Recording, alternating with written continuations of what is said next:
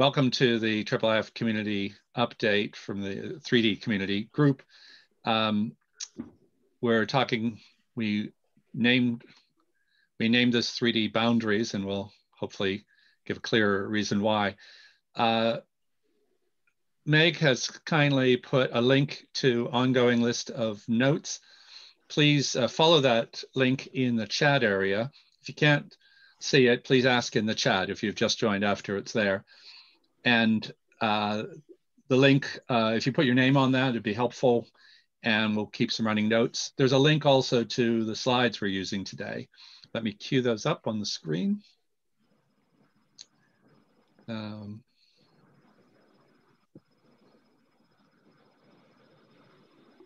you see that all right?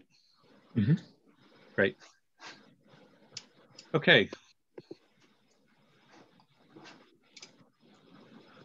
So the three co-chairs here are Ed Silverton, Tom Flynn, and myself, Ronald Haynes. And we'll all be speaking in turn.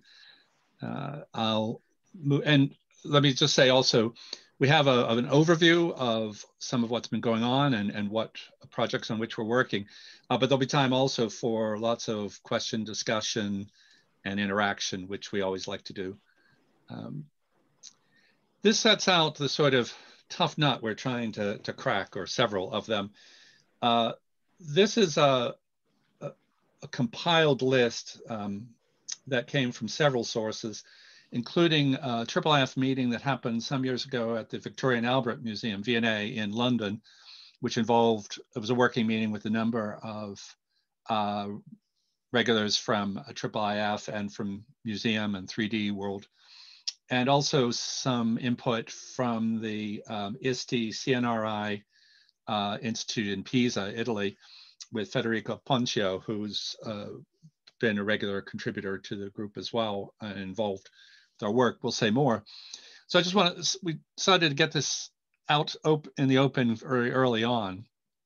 Some key questions and challenges we have about things like, how is it possible to show 3D objects today within a IIIF context? What units, which way is up? What about scale, etc.? Most people have dealt with 3D objects in any way. I've had the experience where you load up a 3D model and you're inside of it, or you're on the tip of it, or etc. So there are lots of issues about which way's up, which way's normal, how do you scale things? And then ultimately, for interoperability, how do you put all this together? What options are best for painting, lighting, etc.? How do you move around? What sort of types of files? What features are needed? And we'll be touching on a number of these areas as we go.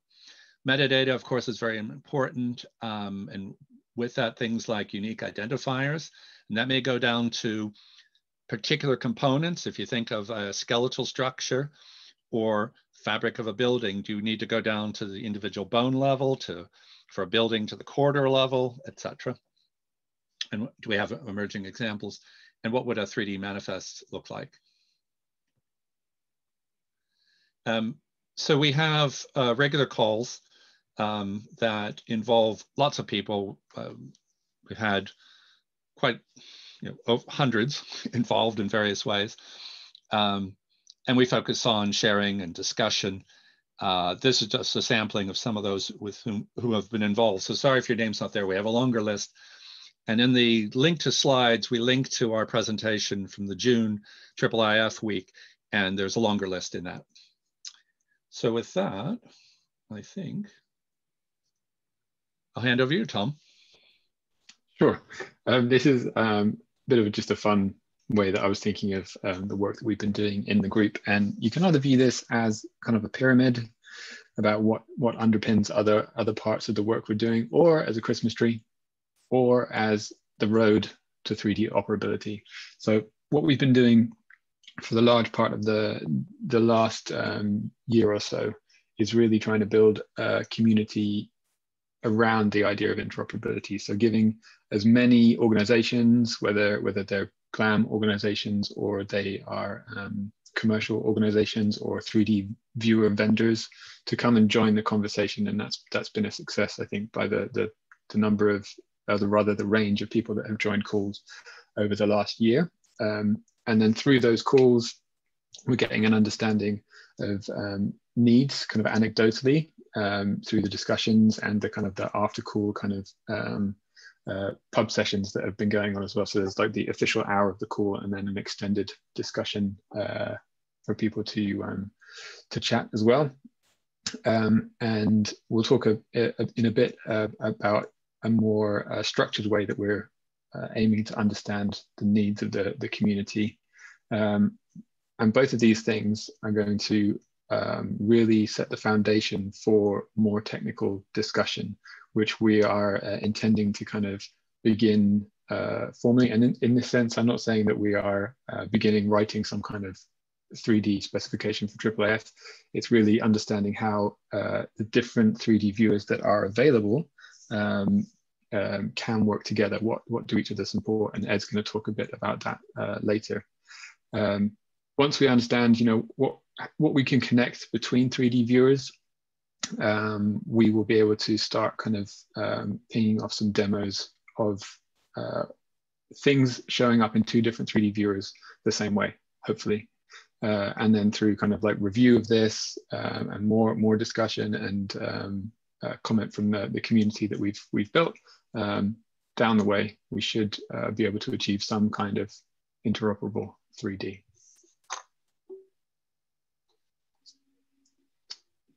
Not sure what's next. Sorry, shall I take this? Sure. Sorry, Tom. So this is another way to look at some of the challenges for interoperability. So we have the longer, more detailed slide earlier, and Tom and Ed and I did some work on trying to put together this kind of categorized approach about the differences of workflows, the various ways people capture, store, record, etc., various outputs that are used, and that affects the file format and the use that people make of these models. Post-production is important in almost all of this, but it varies widely depending on intended outcome and use. There's a recap of some of the points just highlighted earlier about access scale, etc. Pivot is an issue. What kind of open access? We're very much geared toward that, obviously, and cultural heritage is largely, but there are exceptions, of course, depending on copyright and licensing issues, let alone commercial use and other areas. Just another way to focus on this, a little bit of factors for interoperability, the 3 points on the right-hand side. Does someone need 3D objects nested inside other 3D models? This has come up for a variety of reasons, including people want to work out bits of buildings, both existing structures, as in ruins, reconstructed bits to show you what the thing looked like and put that together, and then populate it. So there's a project been discussing about the Medici Palace and trying to put back together some of the material from there. A fountain, which is in one collection, paintings are in another collection. The palace ruins have been scanned and then wanting to put pieces back together. But it goes as much for anatomical structures, trying to put organs inside of a body when you have those separately scanned. So there are a lot of issues about both rejoining things from the past, but also looking inside and better understanding both the components and the whole. Enable model viewing across repositories. So there's a lot of interest in being able to move between things and then use in a variety of applications, VR, AR, and increasingly web XR through the web browser use. And then I've mentioned before about persistent IDs, and there are a number of projects with which we're in contact, trying to look at this issue and asking questions about maybe we need to extend things like DOIs for publication to include 3D models and or components of 3D models. So that's a live discussion going on. Tom or Ed, do you want to take this? Sure. I mean, it is literally just showing you what we're going to talk about next. But these are three initiatives that we've begun within the group, alongside the calls that have been happening regularly to dig deeper into what the needs are for interoperable 3D. So user stories, a look at 3D workflows, and then the viewer comparison project. And we may as well just scoot on to the next slide because we're going to talk about them now. Yeah, so I'll take this and then we'll keep changing. So one of the things we started, as is common for IIIF work, is to gather user stories. It had been started a while ago, and we had a bit of a modest beginning, but now we've been promoting it in more earnest. And indeed, we'll ask you to participate as well. So as many will know, user stories, one definition is simplest possible expression of a piece of functionality or a preferred view. And there is a definition from the Atlassian group that's interesting about putting together a persona and a need and a purpose, and then seeing how this comes together. So we have a forum online. Tom pointed out the link. This is a repeat of that link. And very straightforward. Answering it, of course, is all the work. But as a teacher, for instance, I want to do something, interact with 3D models for my coursework, so that students can interact or engage models from classical history or what have you. So the forum's online, and we've been updating it in 3D group calls, and we'll do more so, but really appreciate if you would engage with it as well. So far, we have about 20 responses across a spectrum from publishers and journal authors and journal readers to students, including with blindness or low vision, librarians for digital collections and archives, accessibility for blind and low vision, museum technologists, photographers, and a generic visitor.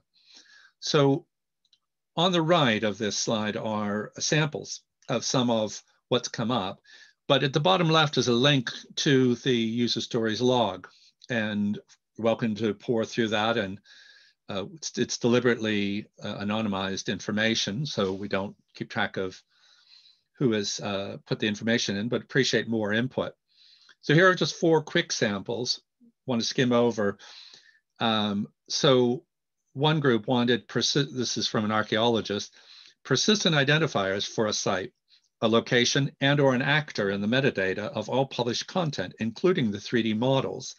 And the reason for that, I want to find all relevant and available content reliably via APIs, regardless of platform, as it was originally published, regardless of the platform originally published, in which it was originally published.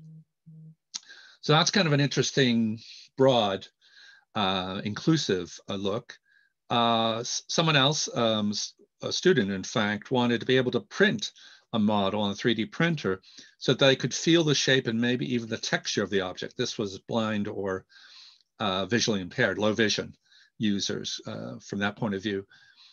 Third example, publish all funded research outputs, including 3D models and multimedia, as part of a journal article.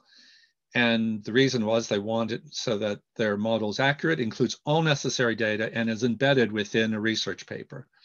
So it's a big challenge. Have been discussing with some publishers about how we might try to achieve this.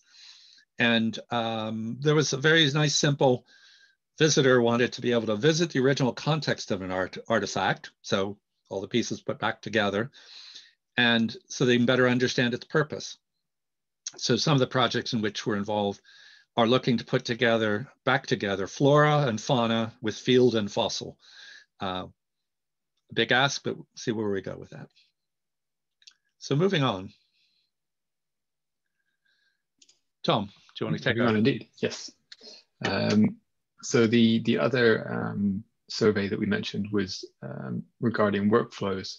And although the IIIF 3D community group generally tries to stay away from suggesting workflows or ways to do things, understanding what techniques and processes 3D goes through before somebody wants to publish it helps us kind of understand the needs for the interoperability at the other end.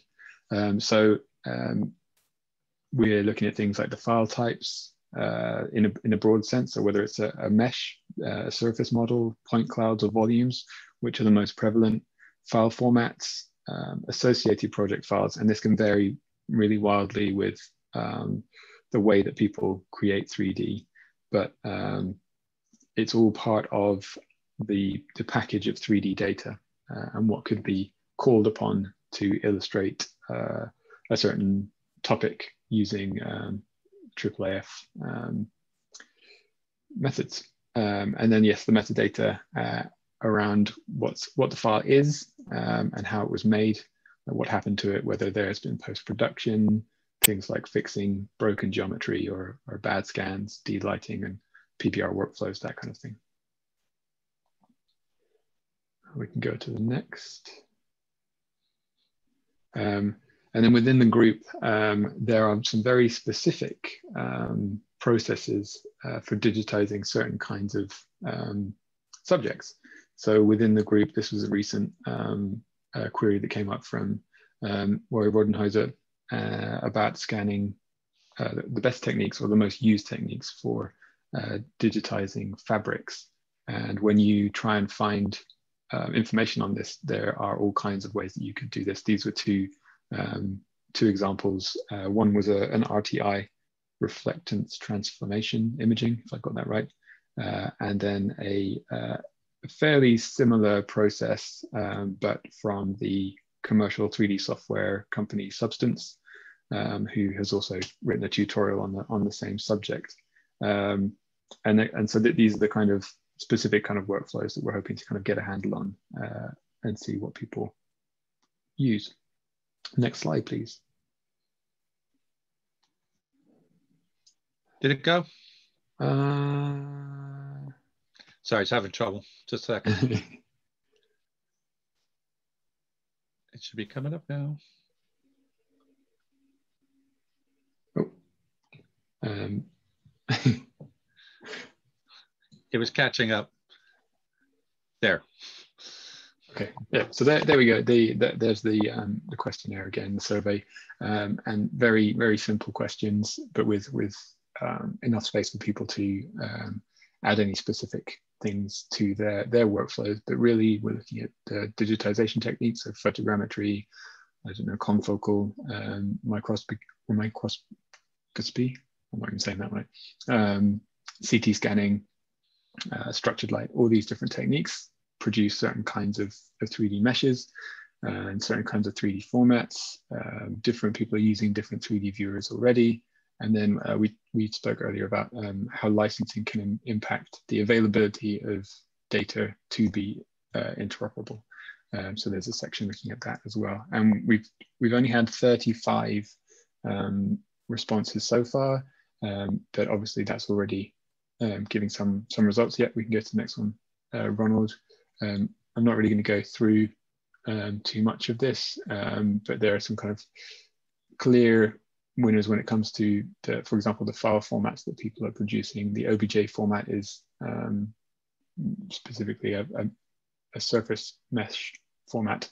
The licenses mostly being used are Creative Commons attribution licenses with other clauses attached.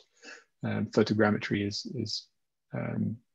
used a lot, and the 3D viewers, I think this graph is giving a bit of a sway to Sketchfab, but there are people that are using multiple viewers as opposed to just one viewer. So it might not be that a certain viewer is used more because people are deciding to use different viewers for different use cases and to reach different audiences as well. So this is ongoing, and we'll try and tease out some work from this. Okay, next. I think over to you, Ed.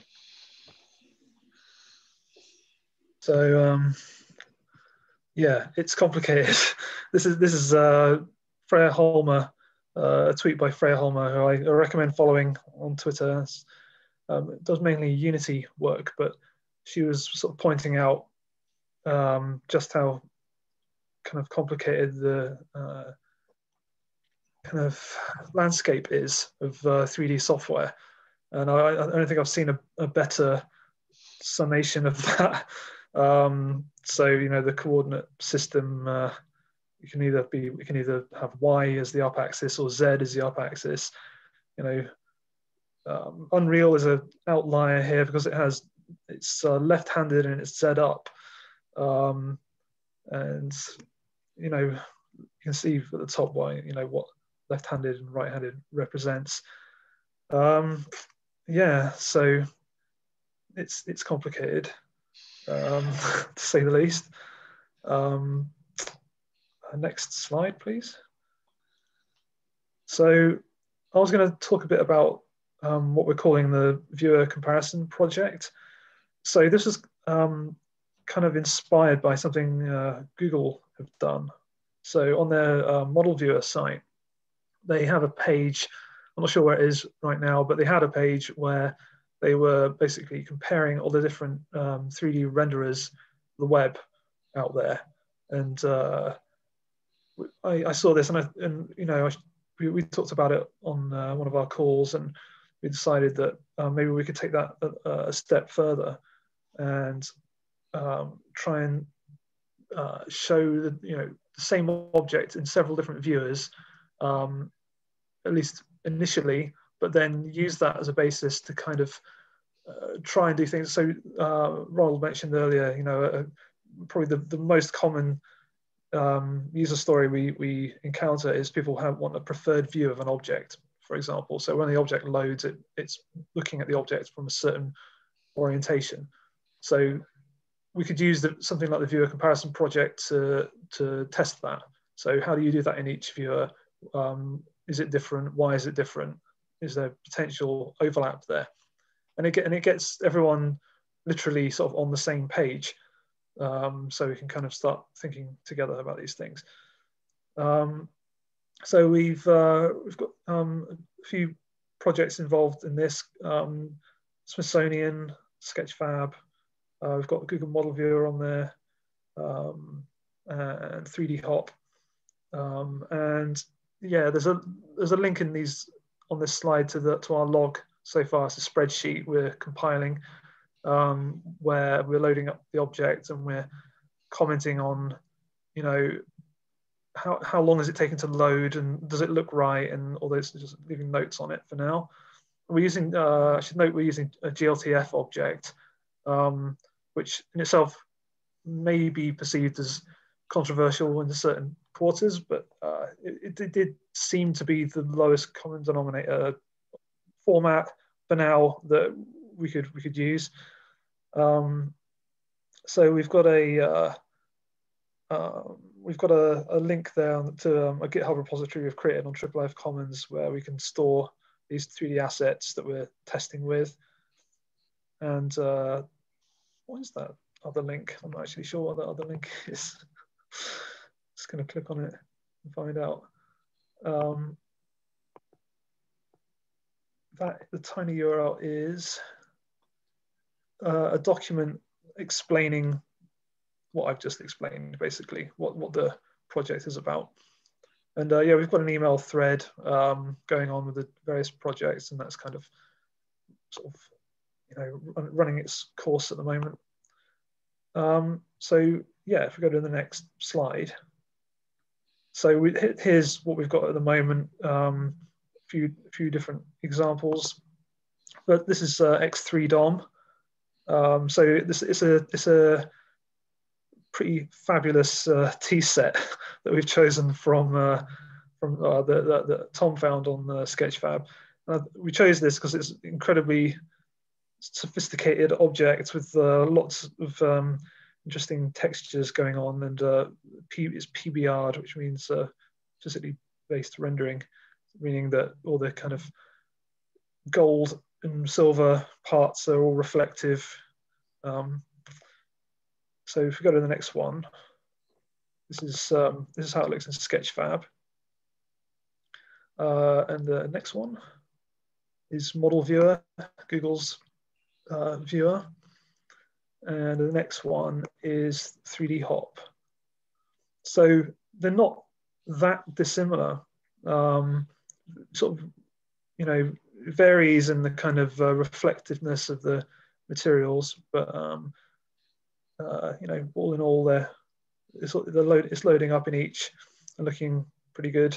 You know, one notable thing that we've encountered already is that because the textures are so complex, it can take quite a while to load. So if you're just loading the GLTF in Model Viewer, for example, it can take quite a long time to load. And you know, this is already highlighting the kind of fundamental sort of core value proposition, I guess, of IIIF, which is I want things to look nice and I want them to load fast, if you ask me. And so this is something, if we want all viewers to be able to load things that look nice and load them fast, then we're going to have to come up with some kind of solution there. Right, I think that's me. That's my bit. Thanks, Ed. So we're going to wrap up shortly and then have a discussion and explore together. These are some related references that may be of interest. As I mentioned earlier, there's a link to slides from the June IIIF week from this group. There's 2019 Sketchfab Cultural Heritage User Survey, also very informative. There is a survey still being put together until the end of this month, December, by a big EU study on digitization of tangible cultural heritage. So if you're interested, you might want to look into that. They say it takes about 15 minutes. Haven't done it yet. Plan to do it this next week. IIIF and Europeana collaboration. There's a group that involves IIIF and Europeana for 2D work. But on the 3D side, there's a 3D group in Europeana, and we are in close contact with them, have done some work and conferences together. There was a magazine issue from the Europeana Tech Insight earlier in this month, and we contributed some things to that. Might be of interest. And then the EU has put together some basic principles and tips for 3D digitization of cultural heritage. That's also worth considering wherever you are in the world. It's some nice, helpful things, particularly for those starting out. With that, I'm going to recap 3 areas where we'd love your input: the user stories, the workflows, and if you're interested in the viewer comparison, including if you have a viewer you want to help be part of that process, and otherwise join us for the group and find out more. So Tom, Ed, anything else to recap? I think that's good for now. Yeah, fancy. Thanks. So I'll stop sharing, and Joe Padfield has put some things in, particularly the last one. Shall I read it? Do one of you want to read it out? Shall I? Please do. Yeah, Joe, and I know you're going to have to go soon. Do you want to jump in? So you were wondering about hyperspectral images and things beyond 3D, and it's an interesting point. Do you want to say more? Well, I was just wondering, within sort of museums, we're experimenting more complex forms of imaging that generate hyperspectral band systems, primarily just general hyperspectral imaging and X-ray fluorescence scanning, where you end up with hundreds of bands potentially. So it is a 3D block of data, and potentially very large in its size and complexity. So it just struck me whether the considerations of producing and presenting a 3D model with huge amounts of data, whether there could be any overlap with how best to jump from one band to another or present combinations of bands. It sort of sits in between normal IIIF and IIIF 3D. So perhaps it needs to be a separate issue. But No, I just thought I'd mention it. It's a great point. Tom, Ed, do you mind if I give it a start, or you want to jump in? Please go. Okay. So, Joe, if this might be a good place to bring your other question about PIDs. For everyone here, it's worth saying Joe is at the National Gallery and involved with a funded project to look at persistent IDs, which I've been mentioning earlier. And I think they're related in the sense that just like for 2D, in 3D work, we've talked a lot about having different views of the same thing, different renderings of the same model, different information about that model, and the need to have IDs that are persistent and give you some sense of relation between these. This is a different view of the same thing. Publishers want to know if we publish a definitive set, say for a 3D view of an archaeological dig, and then later an algorithm improves the quality or the detail, how do we make sure we have the definitive one we publish and then it links to a newer one? And so there's a bit of work to be done in relating these things together. That doesn't directly get at your question, but it's a start. I could chime in, I think. Please.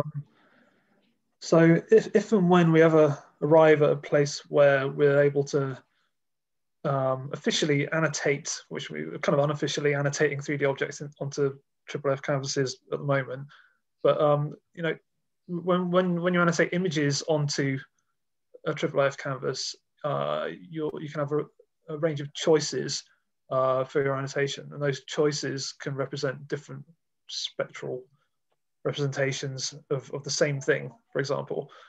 I don't see why that principle couldn't also apply to 3D models being rendered onto a canvas. So maybe one could be the kind of surface, and another choice could be the interior, for example, or on a basic kind of level. But yeah, that could work. Joe, do you want to jump in? And do you have examples from 2D that might guide 3D thoughts? Well, the whole notion of multimodal sort of image presentations of the same model is quite a common usage of IIIF that's coming out of cultural heritage. So comparing an X-ray with an infrared with a visible image, and there are a number of viewers that start to do this already. And that's sort of allowing you to step through a third dimension almost in space, but they are still presented as flat things. So the given environment you're engaging with is still 2D at any given point, but it's a way of jumping through multiple 2Ds as opposed to the full 3D environment. I'm just sort of thinking as more hyperspectral images are expressed and processed with AI and a number of other approaches, there may well be many more representations of the same data cloud that could be presented. So there's a much bigger scope to exploring and how you would engage with a cloud of data as opposed to just slices. So this is why I was sort of thinking that if at the early stages that's considered, that could be useful in the future. At the moment, I don't think we have the process data in that kind of version 3D cloud, as it were, of data points. And people do tend to look at slices, so it's slightly easier to deal with. But the types of viewers that are used at the moment to jump between 3 or 4 slices perhaps would struggle if you have 400 slices. So that's just sort of another thought to another consideration. Well, sorry, Joe, go ahead. Well, I was going to say it's to do with the annotation, because if you're looking at how do you describe the orientation of a 3D model, again, it would be how do you describe which bit of a 3D data cloud you're looking at when you're at that scale, because you can't have 400 or 500 different tabs down the bottom for each of the different slices. It's not a realistic presentation. You just lose people. So again, how you annotate the annotation of the 3D model in your 3D space to explain what you're doing with it has some similar overlaps, and that's kind of where my brain was going. Sure. Yeah. Well, two things. Josh has helpfully put in the, thanks Josh, in the chat area, that this sounds like a great use case to contribute to the use case repo. So Joe, you might want to jump in there. We're definitely looking for that. And it may help to find some of the differences and boundaries between 2D and 3D. But Ed, I'm thinking the work you did with Morphosource for UVLF to move between the 2D high-res slices of a CAT scan or an MRI scan to a point cloud. That is a hint, I think, of being able to move context. And to Joe's point, you don't necessarily have to have it all in high def all the time. You have to be able to move between modes with the right amount of data or representation. Can you say more about that, maybe? So with the Morphosource project, we extended the UV to use something called AMI, Advanced Medical Imaging, which is kind of an open source library. And that allows you to switch between, it allows you to load DICOM files, which are the output of kind of CT scan machines. And you can view that output in either, volumetric sort of point cloud view or slices on three axes. And what was interesting about that from an annotation perspective was if you chose an axis, so you're looking down a skeleton, for example, and you're scrubbing up and down through the skeleton, you can pick a point and annotate that point.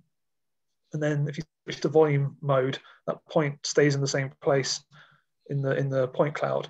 And but annotating, you could also annotate in the point cloud version, but that would only annotate the surface.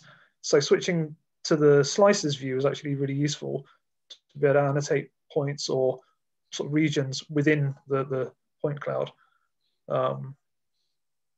So yeah, the ability to switch back and forth between those views opens up some interesting volumetric kind of annotation scenarios. Joe, I don't know if you're trying to get back in here, Joe, or your child. Oh no, it's someone else. The other thing comes to mind is a lot of people are using AR to put model on model, and then there's nested models that's increasingly going to be important. So that may be at least an approach to having more than one model that you can compare or switch from one to the other. Joe, you were going to come in again, I think. Well, I'm just sort of thinking that may well sort the resolution issue as well, because if you're looking from my use case with the sort of high band image, if the high resolution hits when you're in the slice mode, that may make it slightly easier to explore the data cloud, as it were, and then you annotate that as you're going through. I mean, there are more simple issues of trying to register smaller sets of images together. Sort of, as I said, X-ray and UV and infrared. So there are much simpler use cases to play with there before dealing with the hundreds of bands. But I think what Ed just described there is some definite overlap between the thought that I had and what the work that's being done. So that sounds very encouraging. That's great. And just for scale, we're hoping to test this on a large scale. In discussion with the Deutsche Museum in Munich, with the Fraunhofer Institute, they've scanned a Messerschmitt plane and an early automobile in their collection. And we're going to try it out on Morphosource. Sorry, they didn't just scan it, they CT scanned a Messerschmitt plane.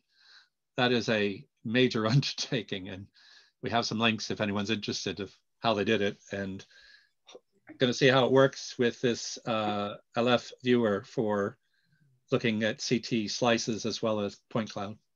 I do think we have a small CT scan of a painting somewhere.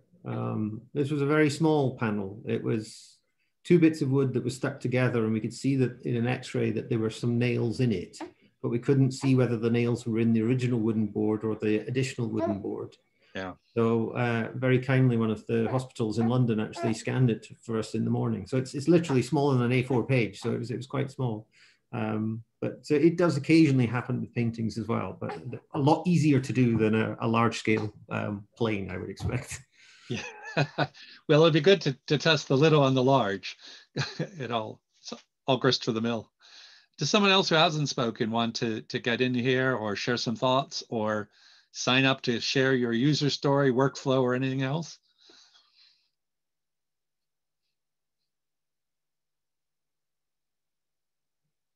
or ask us any questions about things that we've been working on or talking about. I can ask another quick question if no one else has anything. I'm just wondering, because I mean, Ed, we've talked before about the notion of 2.5D, as it were, when effectively you're just looking at the surface texture on one. Is that likely to be a closer achievement than full 3D IIIF, or is it there's no real difference? It's kind of if you're only looking at the volume, as it were, on one face of something, so you don't really need to go behind it at all. Whether that makes life easier from a viewer or presentation point of view. I think it does. I think 2.5D is certainly more achievable for certain people. So, you know, the British Library have got a digitization lab where they've been kind of using a kind of photogrammetry rig. But some of the more recent meetings, they've been sort of toying with the idea of going with this 2.5D approach, which is essentially put something on a turntable, take a picture, turn it a bit, take a picture, turn it a bit, take a picture, and then each of those pictures, you know, if you scrub through them, you get the illusion of it rotating. It animates it, and that is, there's a lot less work involved there in terms of post-production. So this is one of the things about 3D. It's not always a case of just take the photo. I mean, just take the photos. That's a big thing as well. But take the photos and then process them, and then you magically get a perfect object out of the other end. It never works like that. It's always something wrong with it that needs. You know, the British Library, for example, had objects with bits of string on them, and they were kind of like, you know, and partly there, and then you get into the kind of, okay, well, we've got to put that work in post-production to fix it, and that can be quite a lot of work. And then you're in the case, and then it's a case of, is this still a true representation of this object, or is it a doctored representation of this object? And what is the you know, have we lost some of the kind of veracity of it? And I always say that, you know, as long as you've got the original images, I guess they're the kind of archival item, and then you've got kind of derivatives of that you can also store. But as long as you've got the original images, you're safe. And if you've got these original images, then you can use those to do 2.5D as well. And I think for a lot of, you know, in a lot of cases that could be a lot more achievable. And I think because we've got viewers that do image annotation already, that could also work quite well in terms of annotation, because they're just images. But then you're kind of losing, you're annotating in a kind of Cartesian plane, not in a kind of three-dimensional plane, as it were, and those annotations aren't truly annotating the points on the surface of the object. They're annotating XY coordinates, you know, in an image. So it's kind of a trade-off, depending on what you're trying to get out of the annotation. If it was a kind of a CT scan, then you probably, you know, you're trying to pick out an area of a brain or something, or maybe someone needs a very precise measurement of something to do an operation or something like that, then you definitely want the very precise 3D point. So it depends.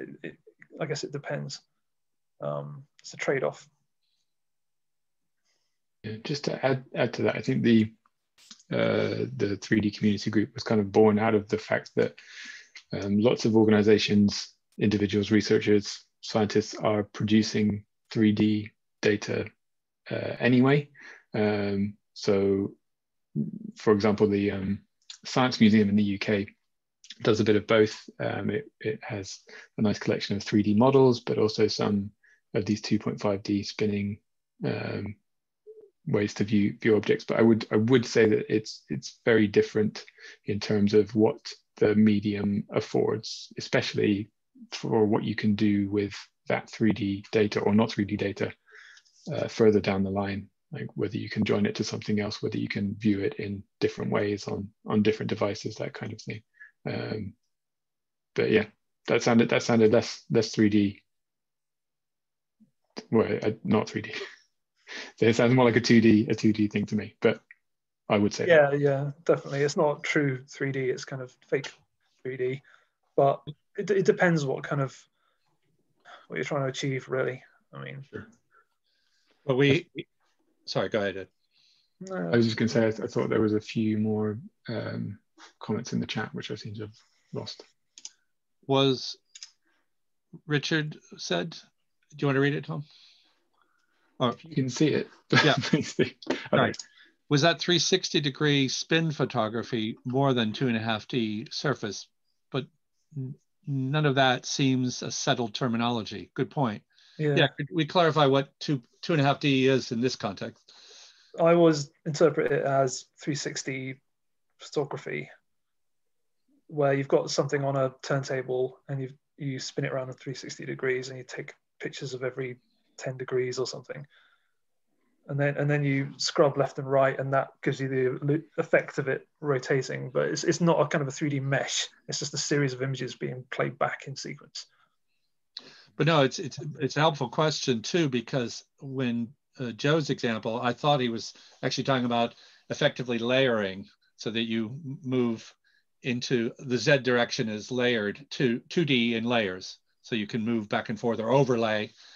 But yeah, the 360 one sounds maybe what's more in mind here.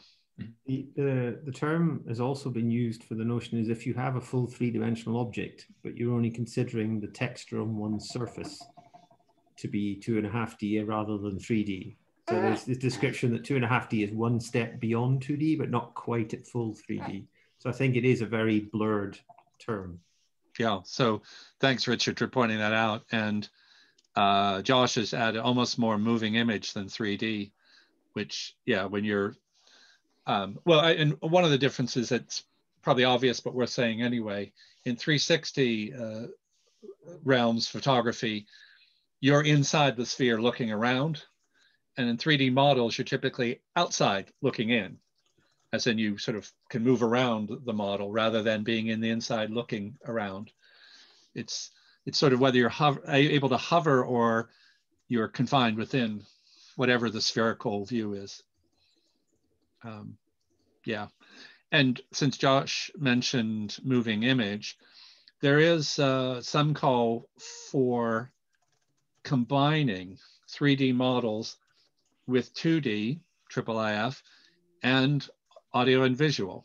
So ultimately, someone would want to be able to, for instance, virtually move into a building, have paintings on the wall, maybe an announcement, maybe a background sound. So one of the killer cases is to try to recreate a cathedral or palace. Cathedral's going to be easier in some ways. What was the structure like? Can we represent that? Put the disparate paintings back on the wall, the fountains and statuary there as appropriate or not. Cathedral, let's keep it simpler. Statues, and also a choral piece that was designed for that space to represent it as it would sound in that space. So there are different research going on for all these pieces, but there's some interest in eventually trying to put all this together, which is worth, it's a bit of a moonshot, but it's good. Yeah, it's worth noting that objects could be annotated to other objects, as well as just commentary and things like that. You could reassemble a scene from disparate 3D models, put them all into the same scene via annotation as well. And if you you could imagine doing that over time as well. So as you scrub a timeline, objects appear and disappear based on what was in that particular space at that particular time.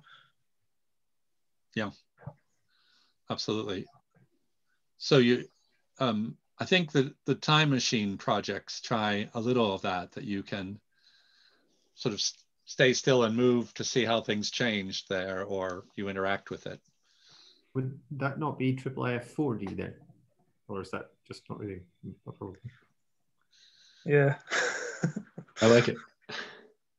Yeah, I think it's probably more apt.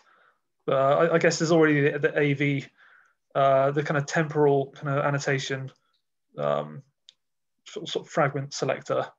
So I think this is one of the core things we as a group need to kind of look at. You know, I don't want to make too sweeping statements, but it kind of, at the end of the day, everything kind of hangs off these fragment selectors, right? Where you've got a IIIF canvas, and you're annotating something onto it via a fragment selector, a media fragment, which is a hash and then a XY width and a height. So annotate this image onto this canvas at this XY coordinate at this width and this height. And then we've got the temporal fragment selector now with the AV group, which is and this is a W3C specification where you can say annotate something onto this timeline, start it here, and it starts here and ends here. There's nothing like that in the world of 3D. There's no fragment selector that you can't address part of a 3D model via a URL as of now, and but it's fiendishly difficult problem. Maybe it's an insoluble problem. I was at Eurographics last year in Sarajevo, and there was various people presenting about, and I was there to sort of talk about what we're doing as a group, the 3D group, and the various different 3D annotation use cases there, and it was pretty clear that it's going to be difficult to boil all of that down into one fragment selector addressable URL. I mean, Federico Poncio as well has done a really great job of writing all of this up. He was also there at Eurographics. He's from 3D Hop, and yeah, I mean, you can annotate points on a surface of 3D model. You can annotate a region of it. You can annotate a volume. You can annotate, all sorts of different ways. So yeah.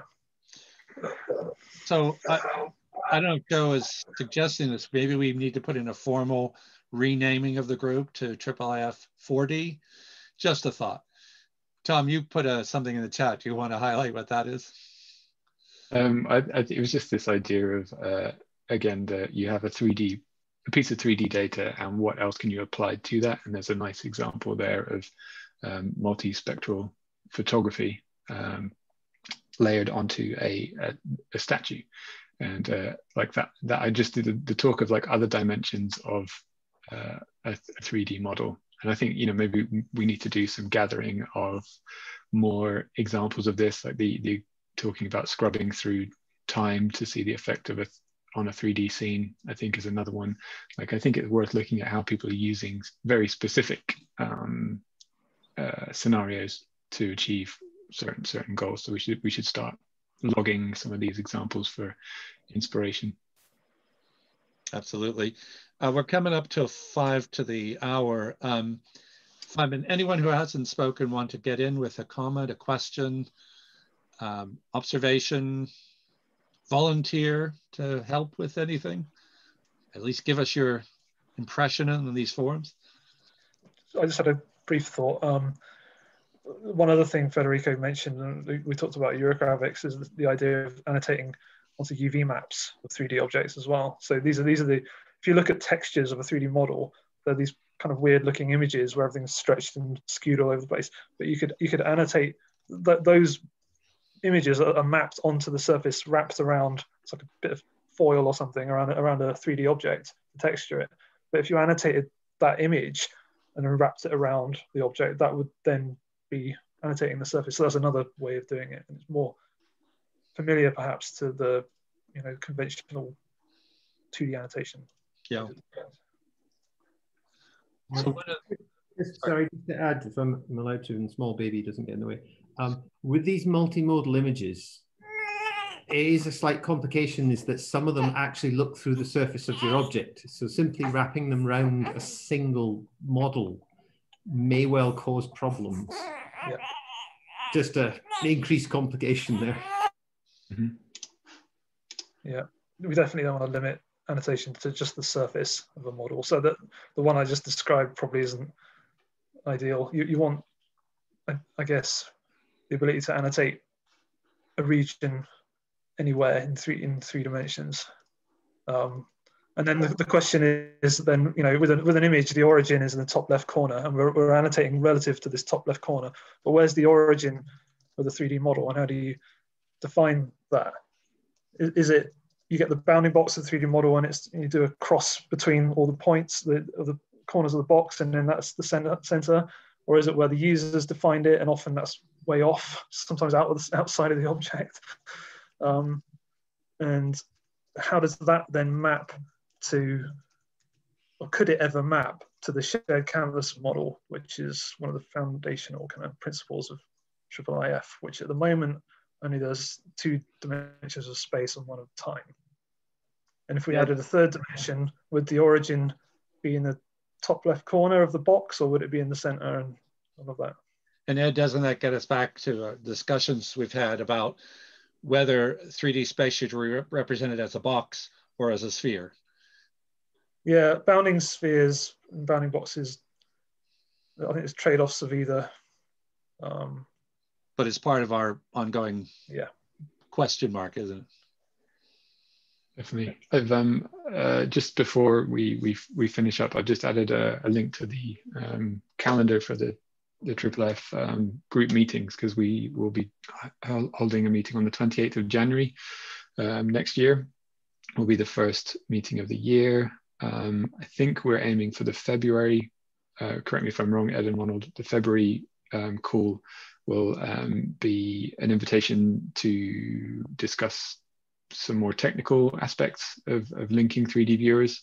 So please do check that out, put it in your calendar, and join us on those calls.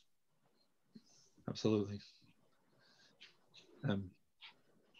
I'll just point out one of our killer cases is very much like the ripped up medieval manuscripts, which is broken, decorated ancient pots that people would like, that are pieces separated that people would like to put back together.